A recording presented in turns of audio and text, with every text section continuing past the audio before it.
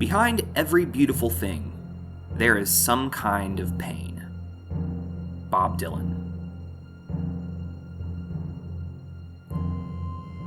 Bending Not Breaking, the Dragon Prince edition.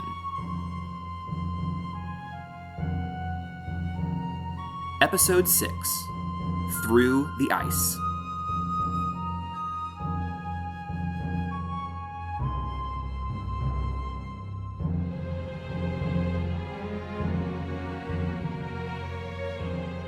Hey everyone, just before we get started with the episode, I did want to offer an FYI. We do curse a little bit more in this episode than we usually do, and I just wanted you to know that, just in case that was not for you.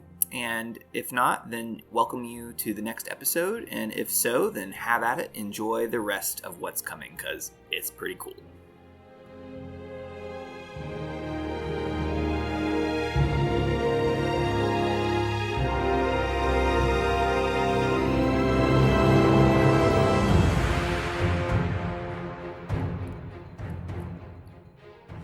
Hello and welcome to episode 6 of the Dragon Prince edition of Bending Not Breaking. We are truly grateful to be able to do this before starting Legend of Korra. That's coming soon.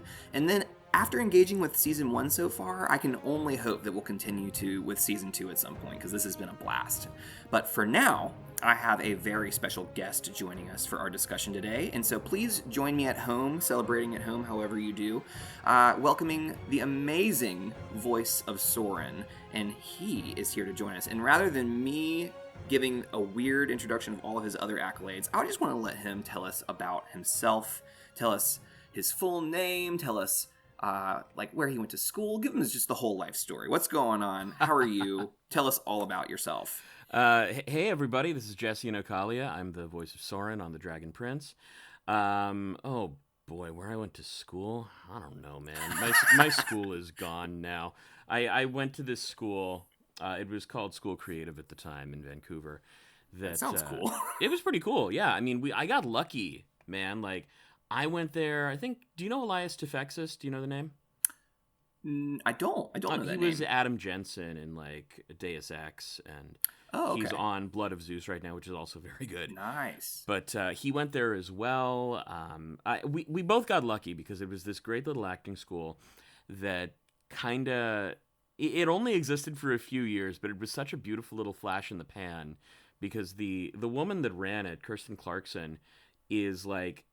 She's brilliant. She's absolutely brilliant. And she assembled, like, the best acting teachers in the city of all different backgrounds and all different, like, theories and philosophies under one roof and said, go. That's awesome. So I ended up with a very eclectic education, but I'm very thankful for it. Wow. That's so cool. Yeah, I'm glad I asked that question.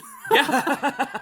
I don't really talk about it very often because nobody asks, but, I'm glad you did. Beyond that, what else do I got going on, man? I don't know. I'm a bunch of voices on My Little Pony, Friendship is Magic, and love that. The new Pony Life. I'm Pinkie Pie's brother now, which is kind of neat.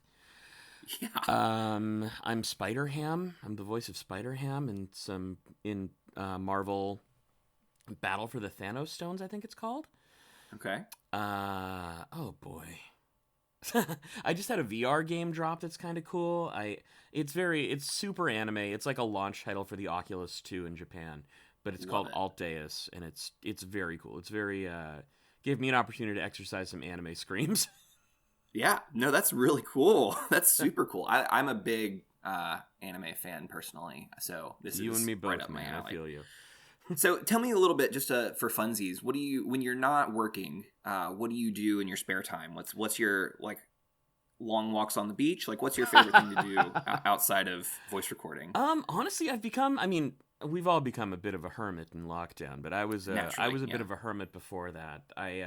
Same. I like beaches. I'm a big fan, but my background is martial arts. My dad's a grandmaster martial artist. I do a lot of training. I spent roughly 10 years in and around the world of capoeira. Wow. My dad, I'm Filipino. My dad's a grandmaster martial artist in Arnis, and that's where I've spent the bulk of my life. So that's been a big part of my life. I love video games. I'm a big gamer, so that's been keeping me very busy in lockdown. What's your favorite? Oh Jesus! Right now, I want to say my favorite game that I've played in like forever has been Red Dead Redemption 2. Oh, that's a big fan. My roommate in college was a big fan of that. Yeah, like it really hit me. I don't know why. I love westerns too, so maybe that's why. But it just hit me as this really beautiful story about like the end of an era and people coming to terms with it. But beyond that, I've been really deep diving into the Yakuza franchise, and I've never played those. Oh, they're really good. They're equal parts hard-boiled Japanese crime drama and like wacky side quests. Okay. Like in one of the games, you have to like a side quest is you fill in for a mascot for the local town, and you have to like learn his catchphrase and shit, and it's very funny, and it's such a weird diversion from what is ostensibly a story about men and their fathers. That's you gotta love the funny side quests. I'm a big fan of the Zelda franchise. And yes. There's some funky side quests in those too. Breath of the Wild especially had some pretty crazy ones. I have been trying really hard to get into Breath of the Wild, but it's not landing for me.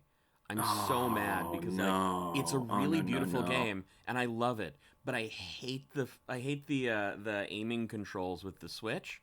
Ooh, and it's driving me insane. It's not hard. Aiming is a little hard. Yeah. I will say that. That's fair. I'm actually playing Genshin Impact right now. Oh yeah. I was playing that a bit myself quite recently. I find it fascinating. I love it. For a free game.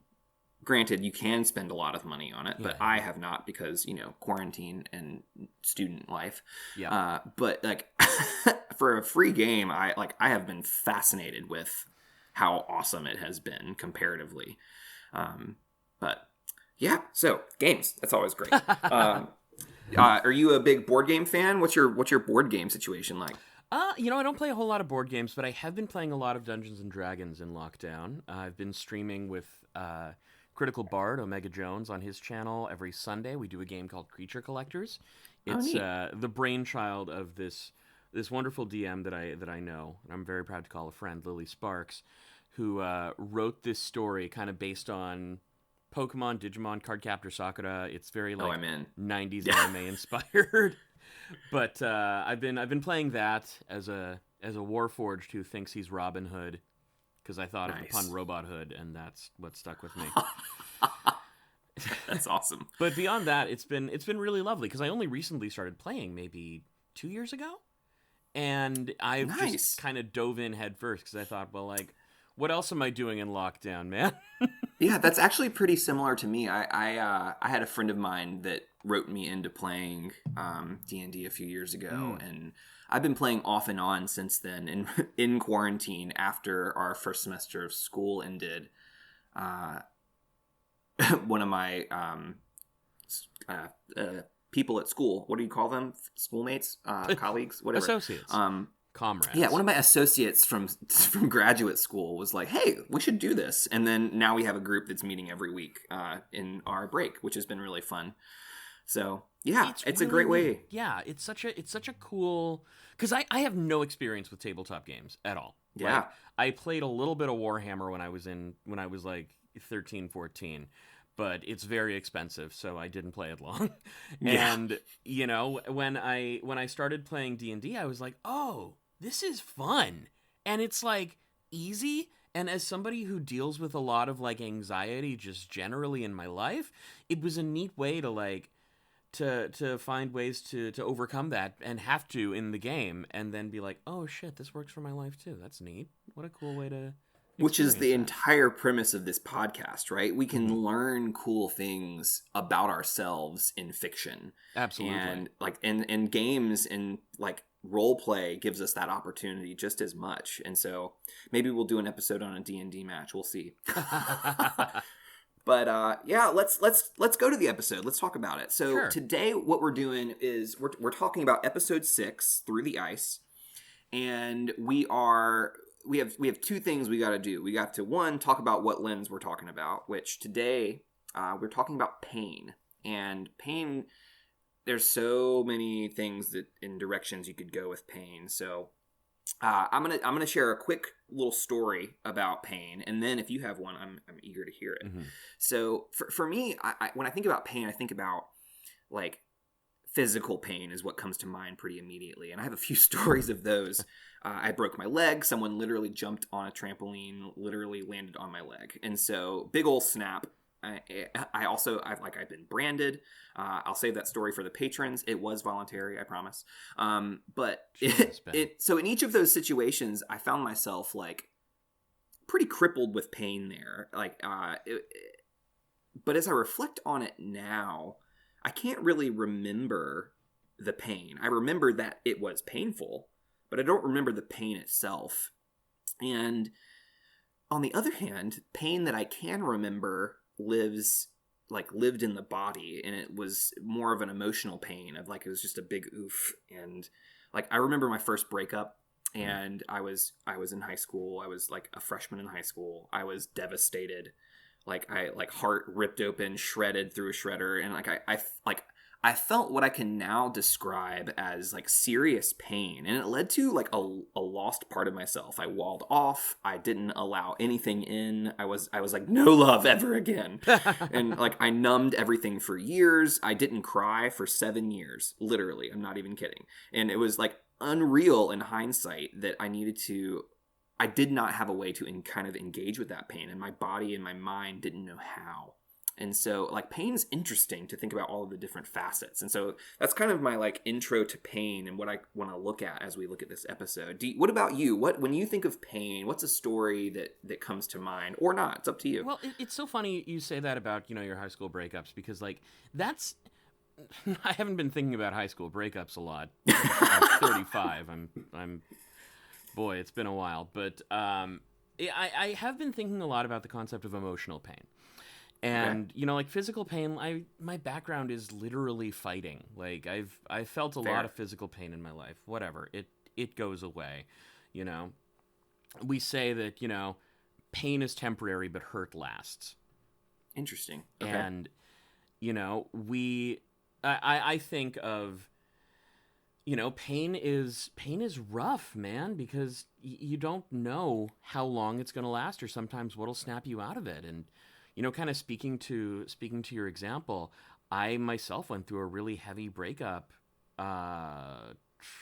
maybe, 10 years ago now. Yeah. And it's funny to think about because it's 10 years. It's lifetimes ago, But at the time, it was my first, like, really serious relationship. We'd been together for 5 years. And looking back on it, I can see specifically when we should have ended things. And it's at about the 2.5-year mark. But hindsight is always 20/20. And at the time, I was devastated. I just didn't know what to do with myself. And I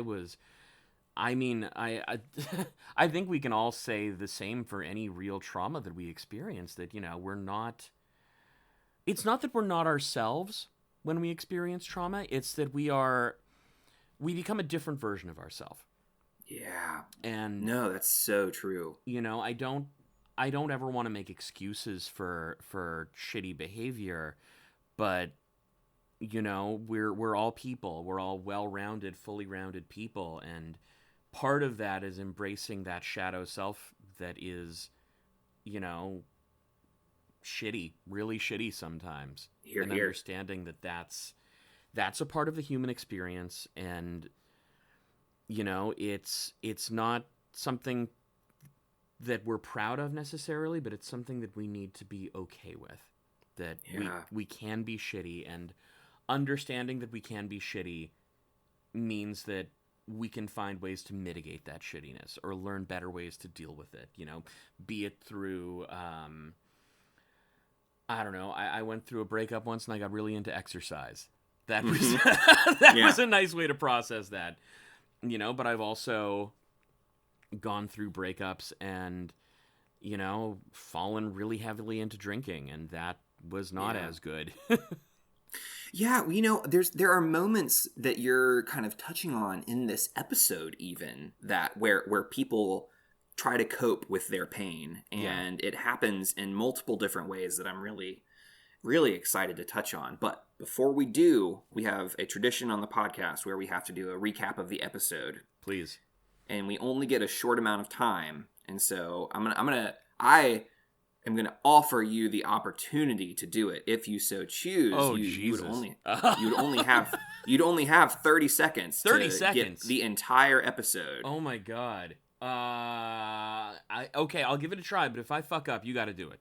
That's you know what? That's a deal. I'm willing to make that. So let me pull up my clock. Okay. I am putting a stopwatch. I'm gonna hold it up to the screen so you can see it. Thank you. I just watched it this morning, so it's fresh in my mind. Here, let's see. Let's find out. All right. On your mark, get set, go. Okay, so it opens with Rayla and the boys, and they're camping. Corvus shows up. Corvus and Rayla have a really cool fight. Omari is great. Then it flashes back to the castle where Soren is working out. Soren's cool, like him. Soren gets a mission from Viren about killing the princes. He feels real messed up about it, rightly so. Flashback to the boys. They are now in ice. They don't want to. Is that it? Oh man! Oh, it's hard, that's right? Rough. It's okay. So You gotta difficult. do it now because I can't. That's hard, man. It's really hard. Yeah, I've had a lot of practice, and I still am really bad at it. So I totally get it. I try to make my co-host on our main feed do it most of the time, and he never lets me. But it never works. But all right, I'm gonna put 30 seconds on the clock, and we're gonna see what happens. Ready? You got it. All right, 3, 2, 1.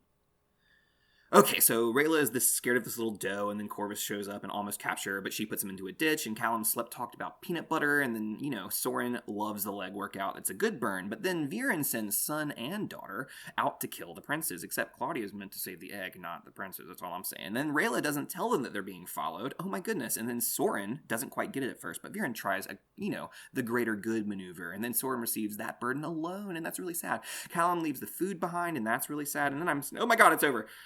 Man, I didn't get to the end either. I should have just started where you picked off, or where you ended. Would have been a good way to do it, but, well, time makes fools of us all. Well, if you're listening, you can send us your own 30-second recap. We would love to hear it. You can send it to us at thearkofe@gmail.com. FYI. Okay. I mean, I even forgot to say that Ezrin said frozy toesies. That's like the best part of the whole episode. And absolutely curious, which I think is a brilliant quote. Yes, right? Like, God, Rayla, the one-liners in this show are incredible. That the writing is just as a quick aside before we jump into all the pain. Please. The writing on the show is so fucking good. And it's so good. I remember, like, I had no idea who Aaron and Justin and Giancarlo were before I got on the show. I've told the story a million times, but it bears repeating because I think it's very funny, mostly. I had no fucking clue. I booked the show and I was like, great, I can eat. That's going to be great for me. But then I got an email from my agent emails me and says like, hey, so the guys who run the show want your email. Is that cool? And I said, yeah, they just gave me a job. Absolutely. By all means, give them my email. Give them my social insurance number. I don't fucking know. Yeah.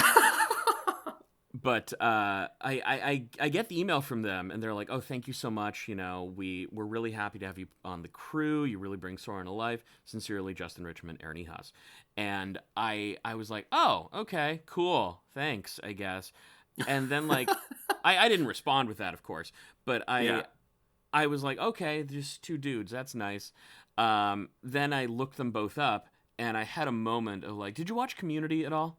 Oh, yeah. Yeah. So I had that moment where Troy meets LeVar Burton, and I was just like, what? The guy who did Uncharted and the guy who did Avatar? What? Yeah. And it was in that very moment where I realized that this was going to be something. Yeah. Where I went, that makes sense. Shit, this is the thing. Yeah. Because, like, in Vancouver, you work on a lot of stuff that is, and I'm very thankful to work on it. But, you work on stuff like, Super Monsters or Polly Pocket or, I don't know, like Littlest Pet Shop or stuff like that, which is all, wonderful work and very fortunate for it. But it's not like Avatar. Yeah. Or it's not Dragon Prince, or it's not, She-Ra or whatever. Yeah. And yeah, man, it's been such an incredible blessing in so many ways. Anyway, Yeah, let's get on to I the can hurting imagine. part. That could be fun. Yeah, I mean, it's interesting to be like, wow, I had no idea. Like, just to think about the gratitude that must come with that in a way. That's what I imagine It's myself been it's really interesting because, as an actor, you have no fucking clue where your career is going to start, where it's going to It's end. so precarious. It's incredibly precarious. And, like, William H. Macy, fucking Academy Award nominated for Fargo, right? Mm-hmm. Didn't hear a call for 5 years after Fargo. Like, his phone just did not ring. And it's so funny to me because, this is one of the few careers in the world you can choose where you have literally no control over your success, over what you do. That is to say, you can make your own stuff, but even then, who knows if it's going to get picked up or if it's going to get whatever. You need to find joy in the act of creation. And yeah, there's just a lot of vulnerability in that. It's like so much. You're so open to the elements. It's my one of my acting teachers described it as you need to have the soul of a rose but the skin of a rhino. That's really apt. That sounds very apt. That hit me pretty hard too. Yeah, so I was a music major in college, in my undergraduate studies, and so I studied vocal performance, and cool. I sing opera, and I have a pretty rare voice type. I'm a countertenor. I don't know if you know what that is, but no idea. I sing like a soprano does, so I sing very high. Yeah. And my professor was like, you need to do this. You can do this, and was very supportive. And in the back of my head, I was really hooked on a stable, career. And I think it was partly the stability that was so attractive to me. Mm-hmm. Then and I sometimes wonder what my life would be like had I had a bit more courage to tackle that. But at the same time, I don't feel that like I made the wrong decision, but I do wonder what it would be like if I made a different decision, if that makes sense. It's so there's so many different paths that we all could walk. I was a history major before I was, seriously acting because, I just wanted to make sure I was unemployed at any cost. Mm-hmm. And, I like history a lot. I love reading about history. I have a decent knowledge of, more obscure histories than most. My background was in classical and Renaissance studies, and okay.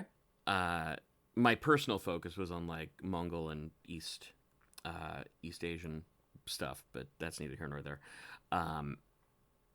I could have been any number of things, but at the end of the day, I'm not good at listening to other people. I don't like authority very much. I like being my own boss and making my own hours with teaching and coaching, and I love being able to bring life to what are some really fucking cool characters and to give that as best I can. I can't give a lot, but what I can do is offer my work as best I can. I love it. Yeah. No, that really vibes with me. I am so in. Okay. So left turn. Done. Turning. We're going to take a turn back to what we have for content. So tell me, you said you watched it this morning, right? I did. So what are some moments that you noticed that were a big moment where pain emerged for you, whether it was emotional or physical or whatever? Well, the one kind of recurring thing throughout this episode that I think is really interesting, and throughout the first season, I should say, is the band on Rayla's wrist. Yeah, absolutely. Because it's such a, it's so, I mean, it's physical pain. It is killing her hand, but it's also very interesting in that it represents something deeper. It represents a tie to Rayla's old life as an assassin. It represents the bond she swore to kill Ezran. And in this episode, I think it's really interesting that she's like, fuck it, I don't need the hand. You know? Yeah. I'm willing to go through the pain of losing this. I'm pointing at my hand for the listeners. In order to save this. I'm not pointing at Ezrin because he's not here. You know, I think that's really interesting, and that's the symbol of that band is so cool, and it's such an interesting choice throughout the entire thing. The other thing that really jumps out to me, and I'll share a story from the booth because I tell this at conventions, and it's something that really hit me when it happened. So when we're recording the show, or when we recorded this episode in like season 1 and seasons 1 through 3, I don't know how we're going to record 4 through 7 just yet, but we all record in the same room, and it's me in the center. Then Jason's on one side of me. Jason plays Viren, Jason Simpson, and then Raquel Belmonte, who plays Claudia, is next to me as well. So I'm kind of in the middle of the two of them, and we're recording our scene, the scene on the parapet where Viren's telling Soren, "Hey, go kill some kids," and right when Viren says, "Do the right thing," we're running through this, and it's the first time we've run through it. Jason, who is a mountain of a man, he's much taller than me. I'm 5'3". Jason is like, I don't know, 1,000 feet tall. I feel a weight on my shoulder, and I turn, and I see Jason's placed his hand on my shoulder as he's saying, you know, do the right thing. And it was in that moment where I was like, oh shit, this is real. Fuck. Okay, I guess I gotta kill some princes. Yeah, gosh. But it was such a beautiful little moment, completely unprompted. And, you know, Jason is brilliant. Like, working with Jason is a masterclass. But that moment really, like, the weight of that moment really hit me. Mm-hmm. Literally. Like, oh, shit. Soren has to kill the princes. And his relationship with his dad is so... It's a really interesting relationship. It is so fucking interesting. Is. But what really strikes me about it is that, you know, Soren really wants his dad to be proud of him. Yeah. He really wants his dad to be proud of him. He wants him to... Jason will say otherwise, but to me, it feels like there's a clear favorite in Soren and Claudia for Viren. Yeah. Claudia, Doi. But I think that that's a part of the relationship is that, you know, Soren wants to be loved the same way that Claudia is. Yes. And he, in this moment, sees a chance for that, but he doesn't want to. Talk about pain, right? Yeah. like the pain of comparison and the pain of being unlovable and feeling unlovable, or only as lovable if I accomplish these certain things. Yeah, only as lovable as your worth.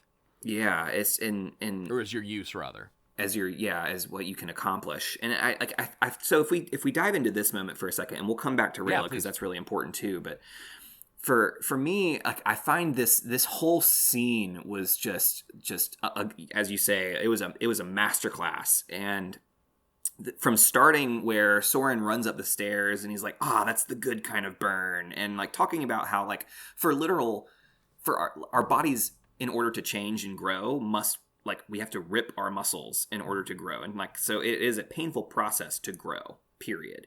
And I think that's really interesting. But to think about how we have to experience growing pains in all aspects of ourselves. And this is true in our mind, it's true in our emotions, it's true in, like, we learn and grow through discomfort and change and therefore pain. And the fact that Viren literally says, "You must carry this weight alone," is really striking to me, because this is the bad kind of burn. Right? Soren's like, I got the good kind of burn, and then this is the bad kind of burn, where, like, and this is one that, like, taxes you and burdens you when you have to carry weight alone. And we see Ezran doing this literally later. Right? Yes, absolutely. The whole writing on this show is like mind blowing. It's so good. But like, so Soren has to carry this weight alone, and like Viren's using language here that's like wrapping Soren around his finger, like my son, not allowing him to telling anyone. Like he's like, it's luring him to the place where you were just talking about. It's saying, "Hey, I'll love you if." Exactly. And just the pain of that is really striking. And yeah, like what are your thoughts on that? That was yeah. I mean, you're right. It's the interesting thing too is like Viren as a character is so fucking cool and fascinating to me, and like I don't. This is a man who can't see the forest for the trees. He sees the long game, but he can't see what's directly in front of him. Interesting. That's what I think, at least. He sees all of this. He sees sending his kids on this mission. I don't think there's malice in it when he does. I think there's a sense of like, this is what needs to be done to solve this problem. So truly believes what he's doing is right. It is deeply malicious. It is deeply bad what he's doing. Mm-hmm. But at this point in the game, what he's doing is what he thinks is the right thing to do. Interesting. So question. Do you think that asking Soren to do this is causing Viren any pain? Like, to ask these things of his children? Like, I wonder, like, because I don't know what my answer would be here. I don't know. I want to say yes. Interesting. Because, have you finished the show? Yeah. Okay. So everything that's available. Okay. Just making sure. By the way, this is a spoiler podcast. We talk about things that happen outside of it. So FYI, if it is available, we talk about. Great. I think Viren reaches a point in the story where it doesn't matter anymore. Yeah. But I don't think this is it. I think at this point, he's come off of this place of his best friend has been murdered. Mm. The person that he loved the most in the entire world has been murdered. And, he talks about wanting to take the throne and it's a burden. I think there is a part of that is true. And I think there's a part of that where he wants vengeance. Interesting. So vengeance as the motivator is because it's painted in such a way, like, and we see a little bit of this last episode where Amaya is having this conversation with Viren, and he's like, "Oh, I'm gonna move in, and I'm gonna be so nice that she starts to trust me, and then as soon as she does, I'm going to be like, ha ha ha, you're now in the dungeon, right?" To Grin, and so it's one of those things where, like, to me, even if he believes that this is for, quote, the greater good, that even with these short-sighted decisions, even when he is doing things, it still feels as though there is malicious intent rather than solely for the greater good. And so, like, he's such a complex character that I don't, like, have a great answer, and I don't know for sure, because, like, every time I talk about it, someone else is like, "No, I feel like he really believes what he's doing," and then other people are like, "No, there's no way." And so it's really brilliant. I mean, I think with Viren specifically, the answer does kind of lie somewhere in the middle. I think that's fair. I think he's coming from a place of incredibly deep hurt, and that's not to excuse his actions at all, because those, that doesn't excuse actions. Hurt people, but you can't. That's not an excuse. Yeah, well, and that's what we say.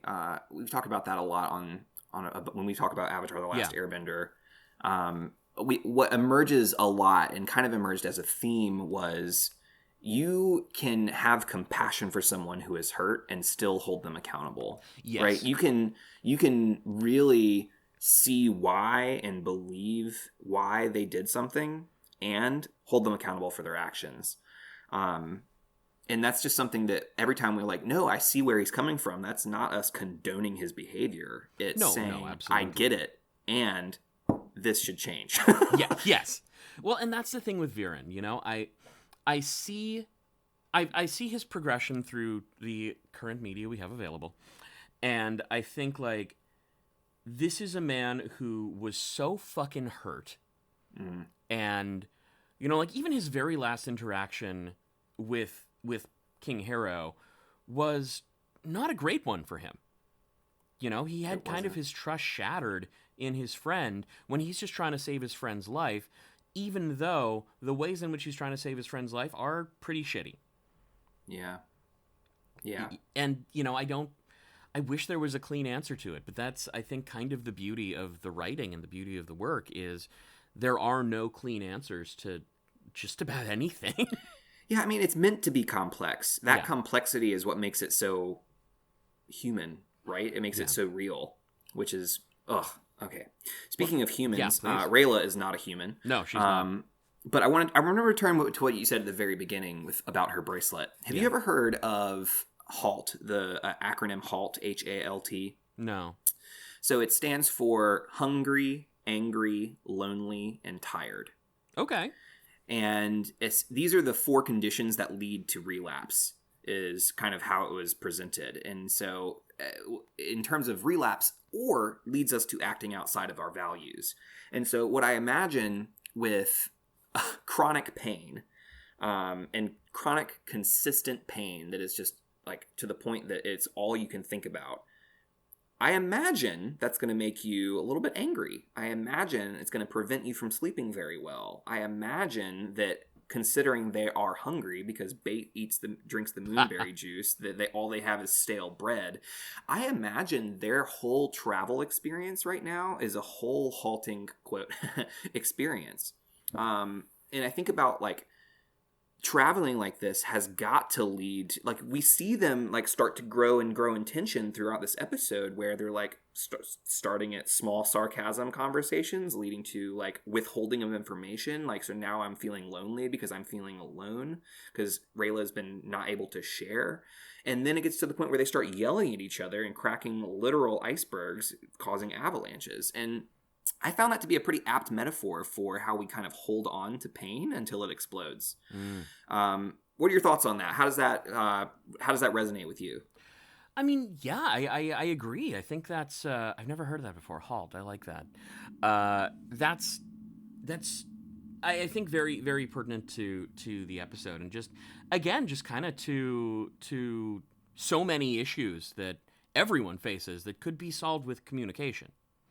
Yeah. Or, you know, allowing ourselves the moment or the ability of vulnerability to either, you know, see someone's point of view, or to you know, be willing, not even to see someone's point of view, but to be willing to stand up for what we believe in. I think that's a better way to put it. Yeah. Because to stand up for what we believe in is inherently a vulnerable act.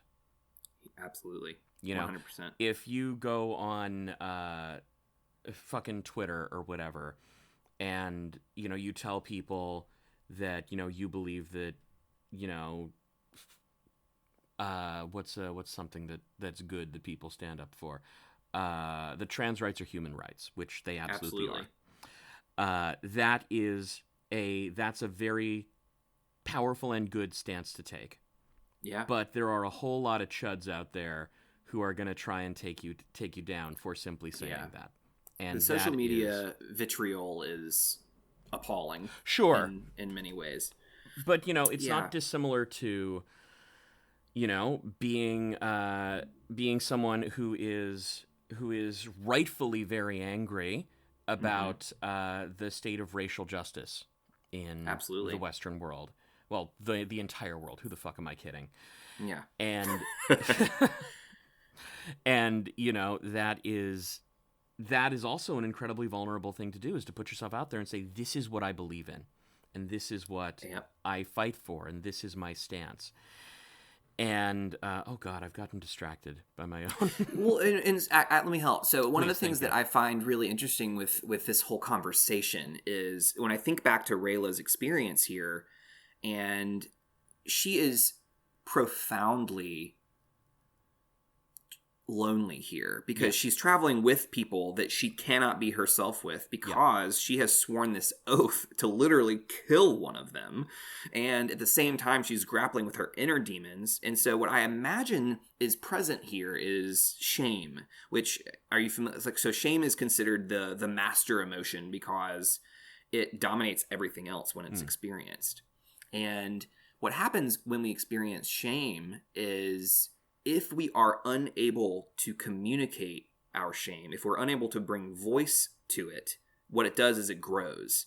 And so what happens is we see Rayla grappling with this since she swore that oath and decided to not do it. That has been swelling, and it's been something she's been unwilling to share. And as she gets closer, it's quite interesting because that grows.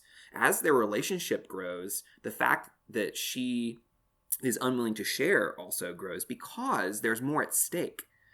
And so what happens with shame is when we keep it in the dark, it like grows like bacteria. And then when we put it in the light, it dies also similarly.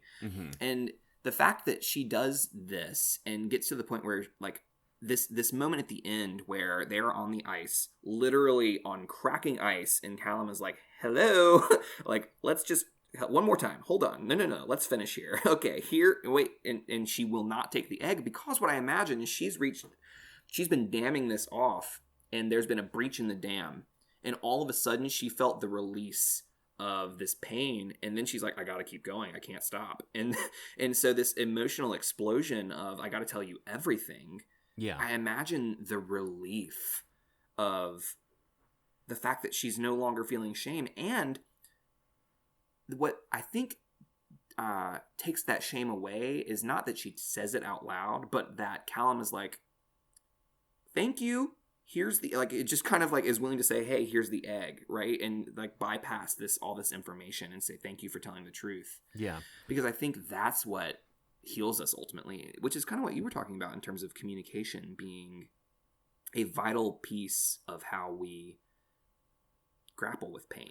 Yeah, right? Well, it's interesting too that you say that because she doesn't come entirely clean in that moment. Almost. She wants Very to. Yeah. Yeah. But, you know, the fact that she goes on to withhold the fact that, you know, she was sent with a group to kill their father, who is now dead. Yes. The fact that gets withheld until, you know, later in the show. Like, she doesn't even fess up to it after the fact. It takes a minute to get there. Is I imagine, like, such a deep, scary thing to hold. Yeah. But also, again, a situation where just, like, if you just take a moment and be like, yo, this is really fucking bad. It's not good. It's really not good. I am partially responsible for the death of your father. Like, damn, that's a lot. It is. And, you know, the fact that gets withheld as long as it does, I mean, again, it speaks to the complexity of it. Like, why when we're in a good place do we not talk about the things that are shitty and scary and that are dark to us? Like, I don't know about you, but I've certainly been in places where I've been like, oh yeah, this is a great place. Let's not talk about the terrifying trauma.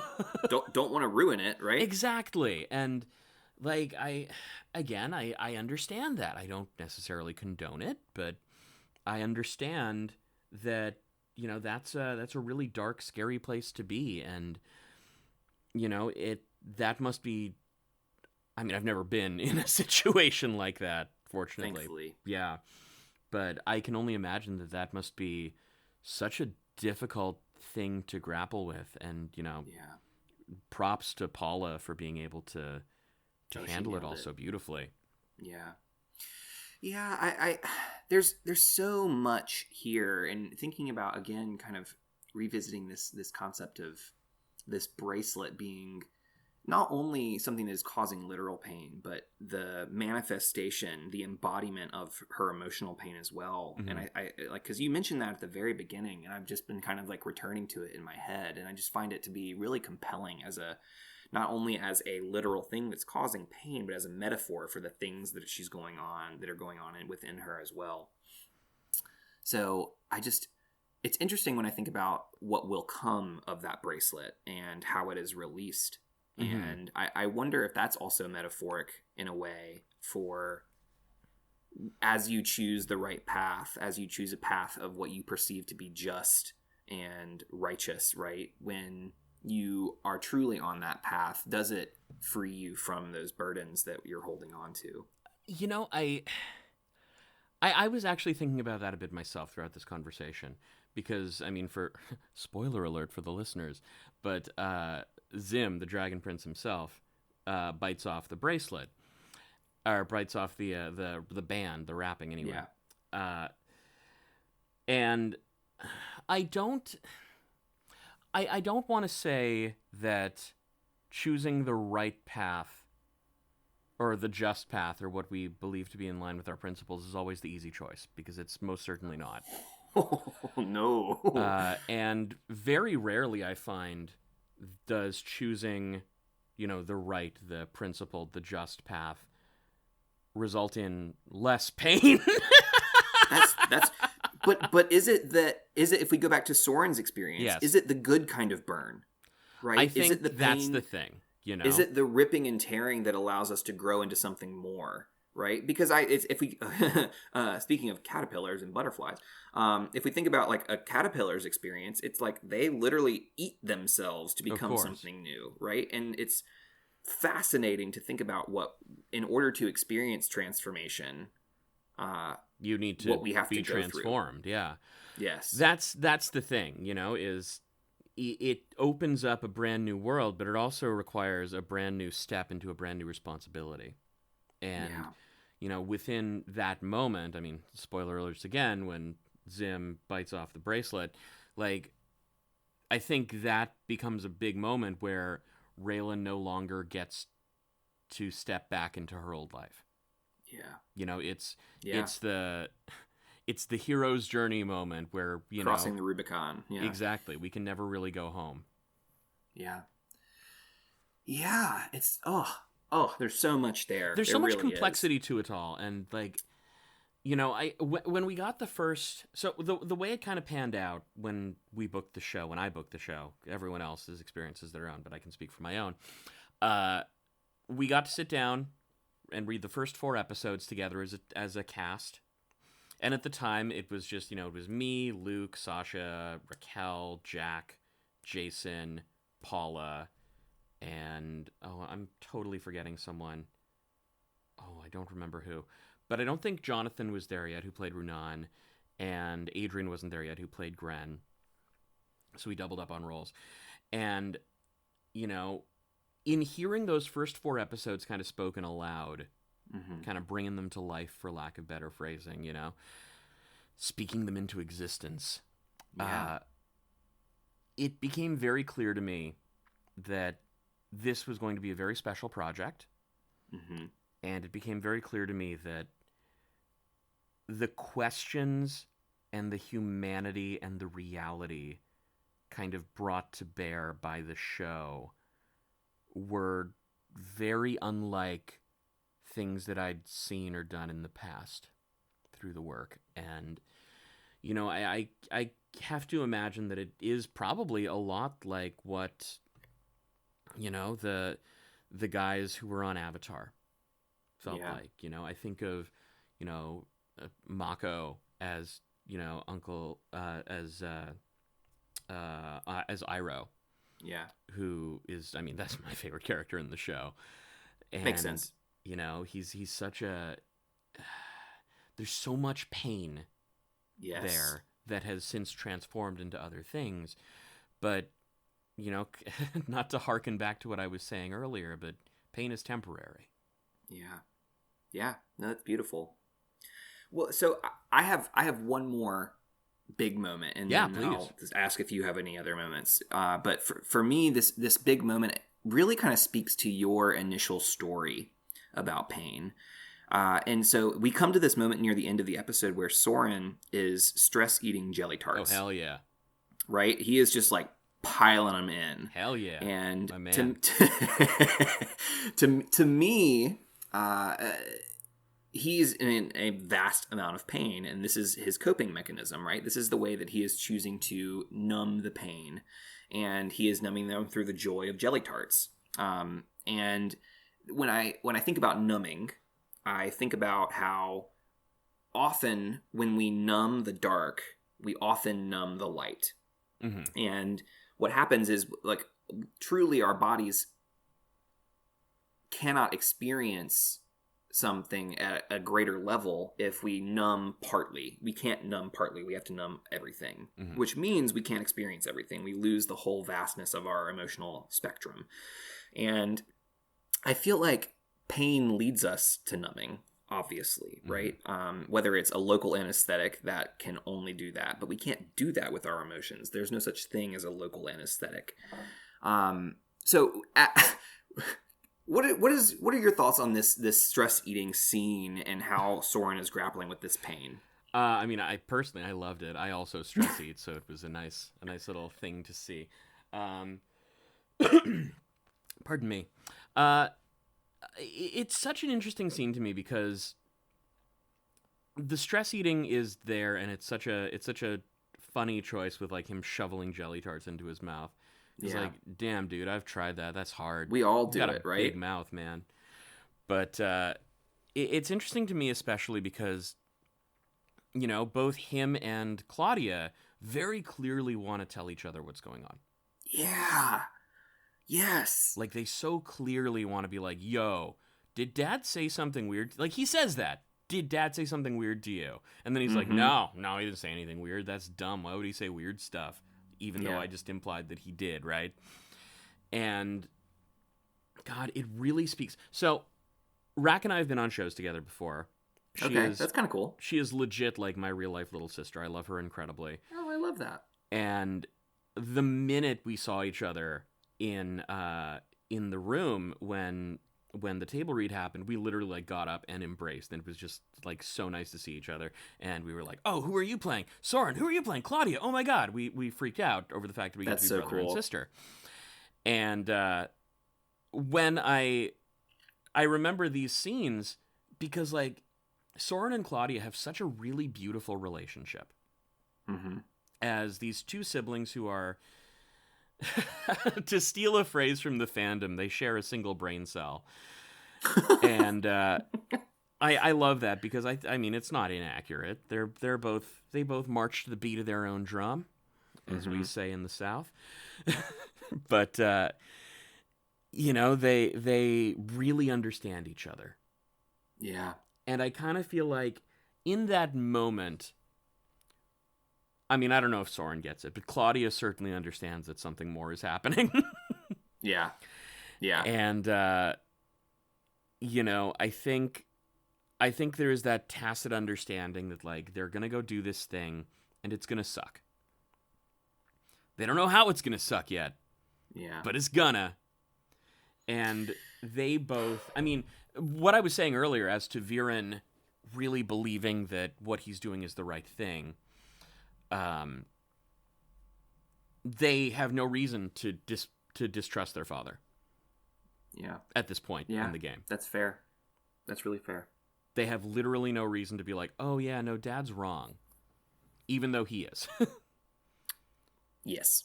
So I can say that. It only stands to reason that, you know, they're going into this with the best of intention. You know, the princes are their friends, even if you know, Soren bullies Callum once in a while, you know, they're still, I guess, considered friends, and you know, they want to save them, they want to help them because they think they've been kidnapped. Yeah. By this horrible elf. And I can only imagine the mistrust that I would experience if Viren had given me that ultimatum, that kind of like charge, and then had that conversation with my sister. Because, okay, if you told me this, then what did he say to you? Like, I find that to be to tell you terrifying. What you told me. Exactly. That's the thing, right? Like, I think it really starts to sow seeds of what we see pay off in season 3. Yes. Where Yes. spoiler alert, Soren leaves Claudia and Viren and joins up with the Dragang, as I believe they've been dubbed. Oh, I haven't heard that yet. Yeah, it's cool. It's cute. I like it. But it's something that I think starts to sow the seeds of that with like, oh, maybe Dad isn't right. Because I think, I think Soren gets that earlier on. Yes. And I think that's something that, especially stemming from this conversation on the parapet, where he's like, yo, kill some kids. I think that's something that sits with him. Like that conversation, that thing irreparably changes Soren. Absolutely. No, where I 100% he goes, agree. oh, wait, hold on. Because he straight up says, I don't know if I can do that. Yeah. And Viren just persists because, again, he's playing the long game and ignoring the short game, which is a good way to lose most games. Fair. It's fair. Oh, man. Are there any other big moments of pain that you noticed? It kind of sounds like morbid to ask. But are there any other big moments of pain in this episode that you want to talk about before we move on? Not really. I feel like the big pain moments for me specifically are, Rayla dealing with her binding, Soren parapet, of course, Soren and Claudia talking, and I guess, like, not to ignore the boys, but I have been, the whole concept of, like, Callum and Ezran, who have no fucking clue what's going on back home. All they know is they got to take this egg back to the Dragon Queen in order to try and avert a war. Yeah. But also... the pain that is to come. The pain that is to come. But also, they're traveling with this person who they have no fucking clue about. Yeah. Callum they're learning quickly. Completely distrusts Rayla at this point in time. Ezran is warming up slowly, but Ezran, so of course. But there's that thread of, Callum being completely distrustful, and it was so funny rewatching it because I haven't rewatched the show in a little while, and Callum taking that moment to try and be like the big damn hero and Aspero all the snow away. Almost. He was so close. So close. But then realizing that, this is not something that can be solved with a big hero moment. Yeah. No, I'm really glad that it happened that way, because Callum grows into be what is very powerful, but it's one of those things where I'm glad that we see him stumble and experience a little bit of growing pains. Well, yeah, I think it's interesting because, journey. he spends so much of the episode just being mad at Rayla and thinking he can handle it and, like, carrying all the responsibility himself, that the moment when he tries to do everything by himself and, like, save the whole party, the party gets fucking TPK'd.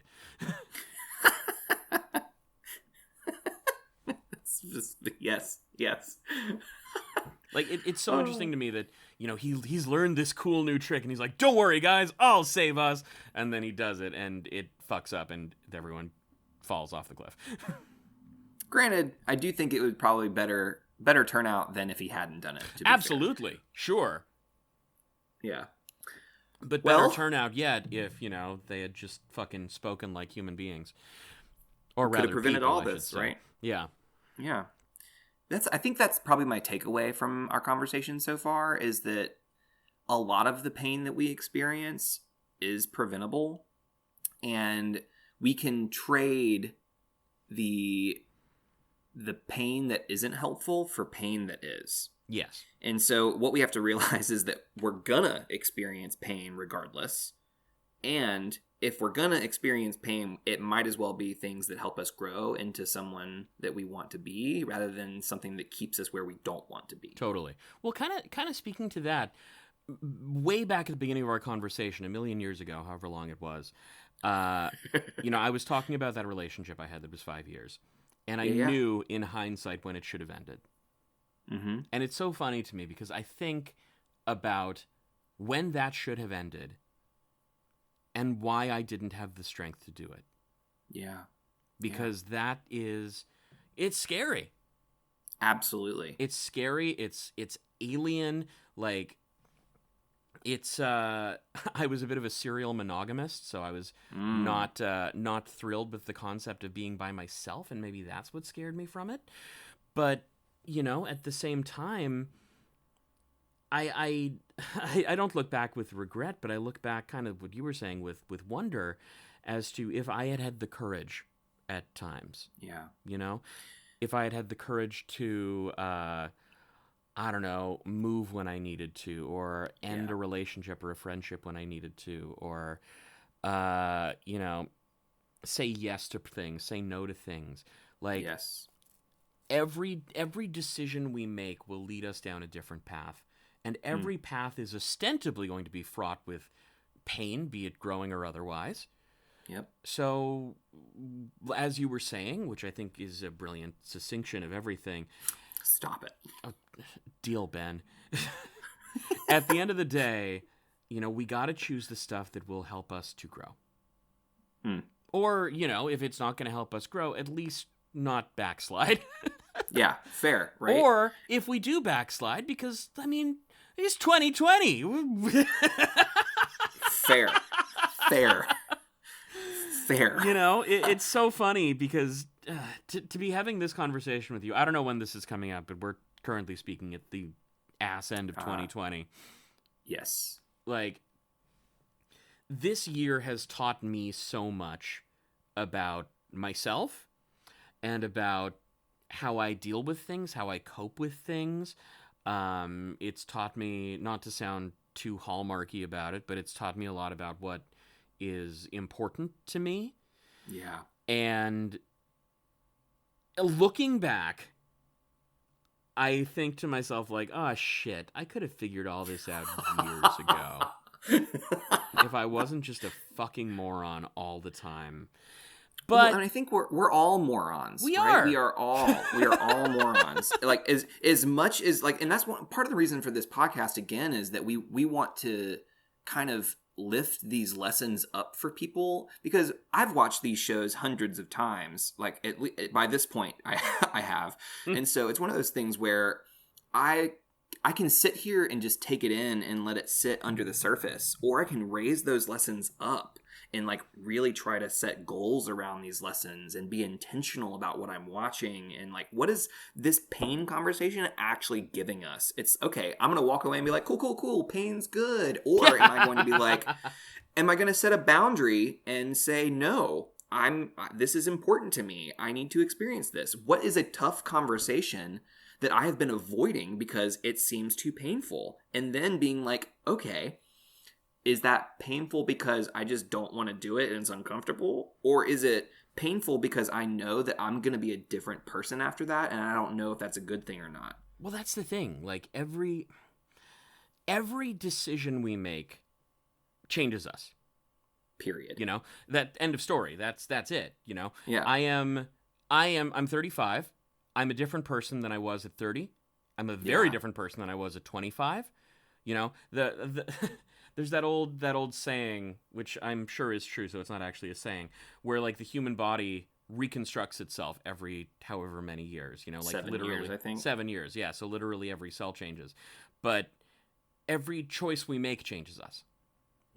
If I woke up this morning and decided to, do my workout before our interview instead of after, that would change me. I would be in a different place emotionally, in a different place, different headspace, like all that. Probably not in huge ways, but in little ways, I think something that, speaking to my own profession as an actor, literally every choice I've made as a person has affected that. Yeah. The choice to stay in Vancouver and work as a voice actor has changed my path.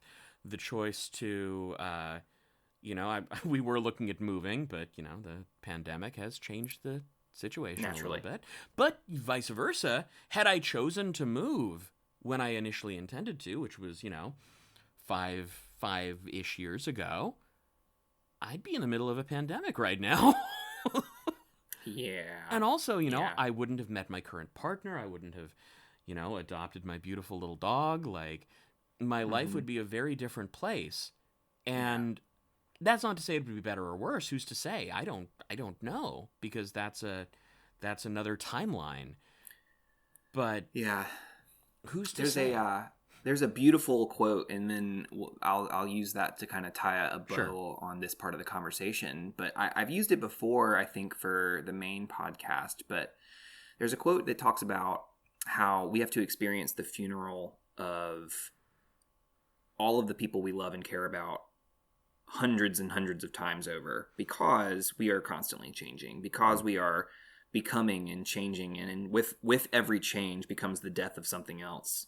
And we have to attend the funerals of ourselves. We have to attend the funerals of change.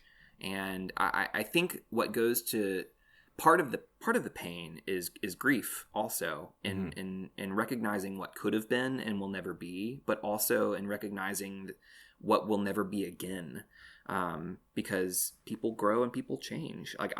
There's a David Eagleman wrote a book, and I cannot tell you the title of it right now, but it talks about how literally after this conversation, our brains are going to be different because of what we have learned and what we've engaged with from one another. Our brains are different, like physically, and so we're different people after just an hour of conversation, much less a 5 minutes conversation. So there's just a lot there, and so I'm really grateful, Jesse, that you were able to join me for this whole episode. This has been crazy amount of content that we've been able to grapple with. Like, there's so much, and this is from a 20-minute episode of The Dragon Prince, y'all. Like, how cool is this? There's a lot going on.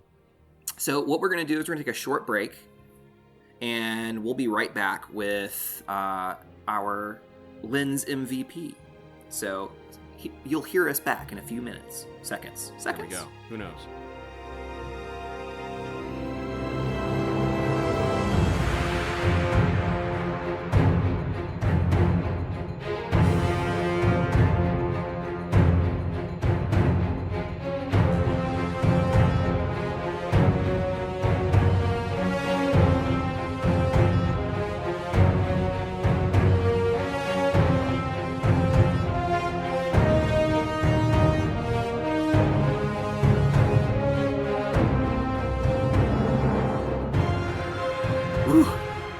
That was nice. Nice little pick me up.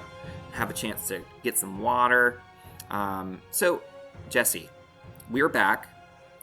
We're enjoying a nice conversation about pain, which seems somewhat ironic. And right now it's time for our Lynn's MVP. And just to remind our listeners, this is the moment where we are picking the person who has embodied this lens the best. And that doesn't mean they've experienced the most pain. It might also mean they experienced the most pain, or it could mean that they have handled it the best. It's your way to kind of interpret it, but this is the MVP in terms of the person who has dealt or grappled with pain. And so I'm going to hand it off to you. Who do you think deserves the MVP award? Oh boy. You know what? Paula's going to love this. I'm going to say Rayla.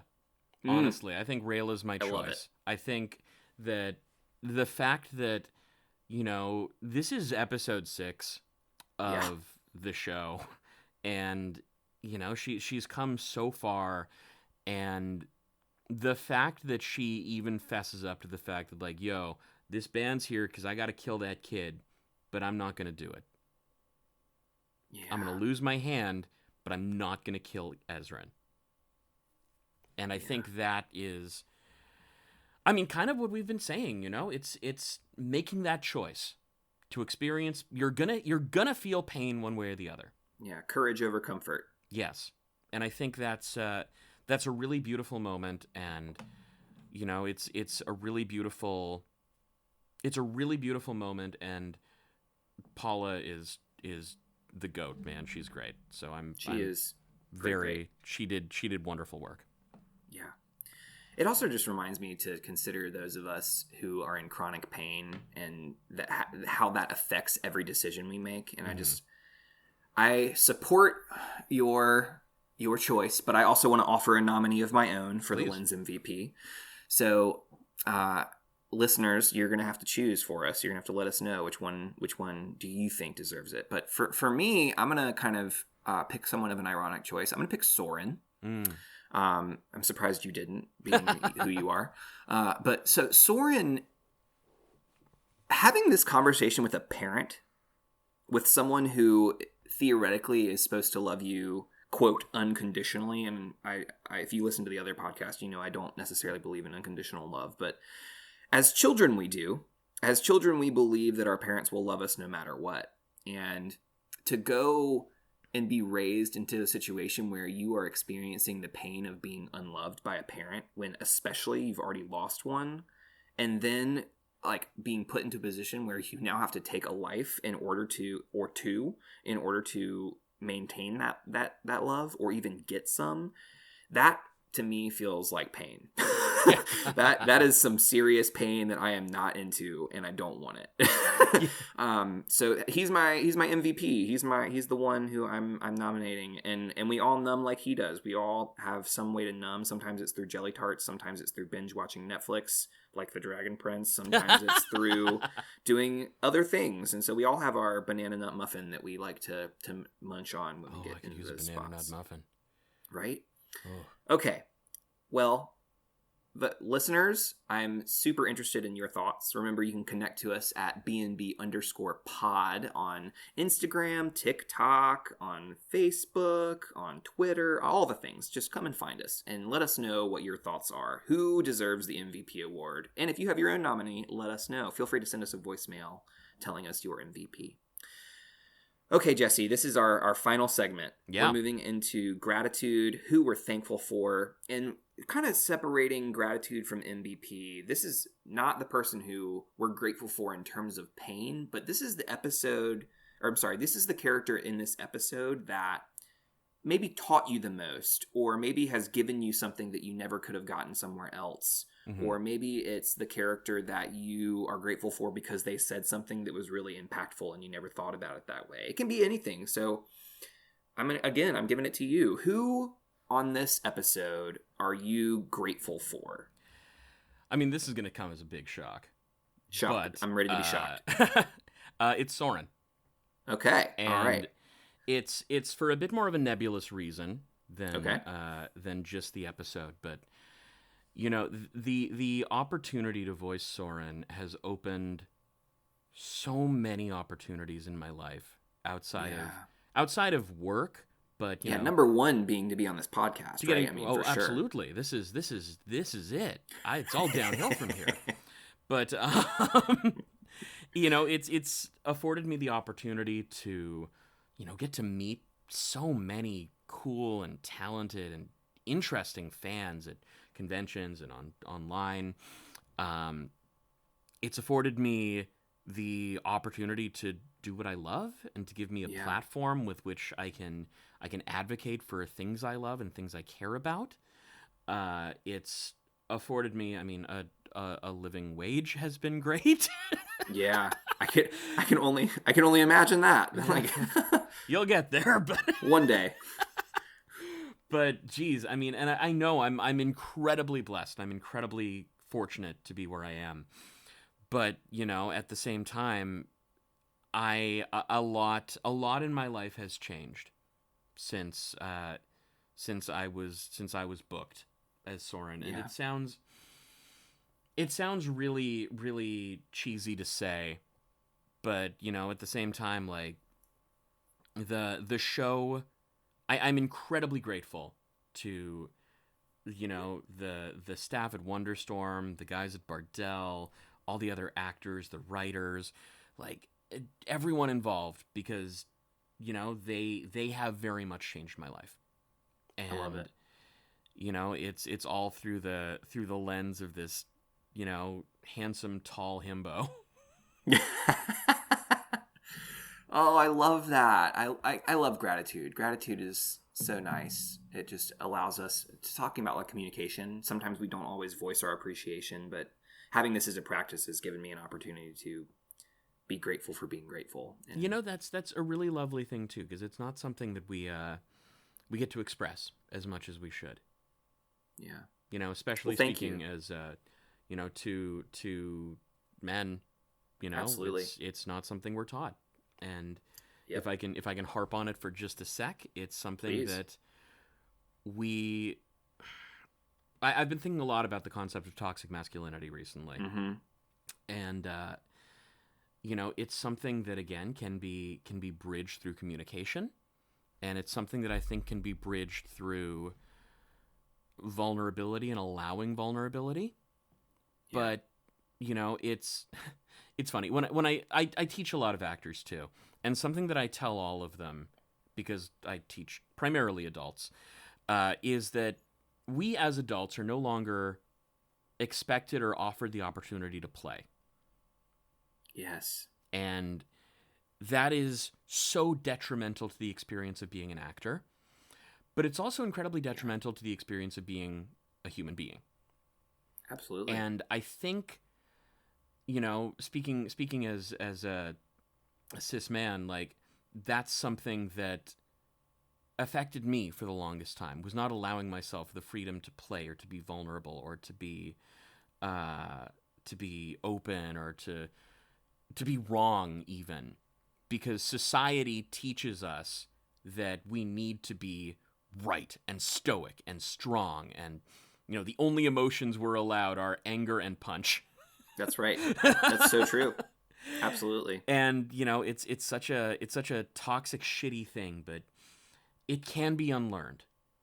Yes. It just takes the courage and the pain, bringing it back around, But of growing into a higher plane and into a higher being. yeah, we need pain to grow to a higher plane. I love it. Yeah. Pain is Okay. temporary. I'm Yeah, sorry, you were saying no, though, you have please, a no, that was incredible. I love that, and we've talked about toxic masculinity on the show before, but I would love to do a deep dive into it. So this is great.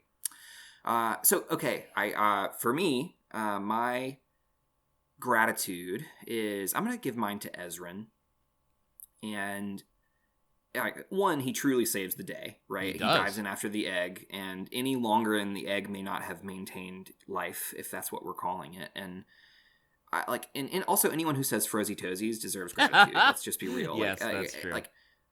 But to on a more serious note, just like we've been talking about courage a lot this episode, and we've talking a lot about bravery, and his bravery here is immense, right? I don't really think he thought like all the way through it. He didn't have time to think about, okay, if I dive in, what's going to happen? But I don't think that's what it was. But choosing courage over comfort, and like we saw, Callum would have dived right after him. Yeah. And the fact that Ezrin throughout this whole episode is so, and it's throughout the series, and we see him grow up, but we see him like truly being himself and being comfortable with it, and also admitting when he's wrong. Earlier in the episode, he's like, Bait would never, and then he goes up to Bait and like, it was Bait. And so just his ability to be himself and be the child that he is. He's still like living within his childhood, and I think that is really beautiful. And I think that sometimes we're more courageous when we're children. I mean, yeah. It's funny you say that, because Ezrin to me is kind of, he is one of the heroes of the show, but I think he's also deeply underrated as one of the heroes of the show. Hear, hear. Because he's so, as we are currently in the middle of a pandemic, it's something that strikes me with like people who say they'll like fight for their country and like really patriotic, all that bullshit, and like they're not willing to wear a mask. Yep. A simple act of kindness of just wearing a mask, just to cover your own face because you feel whatever fucking entitled or whatever bullshit. Like it's that simple, and it's the simple little acts. It doesn't have to be huge heroics. Like, yes, Ezrin does dive in and save Zim's egg, which is deeply, deeply heroic. But I think he's more heroic for the smaller things that you mentioned, No, I agree. The fact that he's willing to go back and say like, oh, I was wrong. Whoops, it was bait. You know, the fact that he's willing to try and mediate this argument between Rayla and Callum. Yes. The fact that he's trying to like open Callum up to listen to their new friend who can help them. Yeah. Like he's trusting, right? He trusts Rayla way sooner than Callum does. Well, yeah, the thing that strikes me about Ezran that I really love is that he's inherently trusting of the nature of people. Mm. Yes. Like he knows what's right and what's wrong, and he's not really willing to compromise those beliefs, which I like, but he is willing to try and find the peaceful, kinder option to it. Yeah. You know, Yeah. in later seasons when they're like, let's go to war, he's like, no. These are our friends. We can mitigate this. We don't need to go, you know, kill everyone. Yes. We can instead talk our way through it. And, you know, he shows that he's willing to fight for what he believes in.